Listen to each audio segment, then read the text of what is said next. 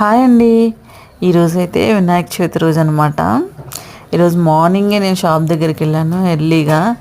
కానీ అక్కడ లడ్డూ ప్యాక్ చేయడం రాక నాకు వచ్చిన తిప్పలు చూడండి. మా అమ్మాయి అయితే తప్పించుకుంది, రాలేదు. ఇక నేనే ప్యాక్ చేయాలి కదా, ఎన్ని లడ్డూలను ప్యాక్ చేస్తాం. అదేమో నాకు రావట్లేదు. నేను ట్రై చేస్తూ ఉన్నా. ఎంత సిన్సియర్గా చేస్తున్నానో నా ఫేస్ చూస్తే మీకు అర్థమైపోయి ఉంటుంది. ఎంత టైర్డ్ అయిపోయానంటే నేను అంత టైర్డ్ అయిపోయాను. చాలా సిన్సియర్గా చేస్తున్నాను అనమాట.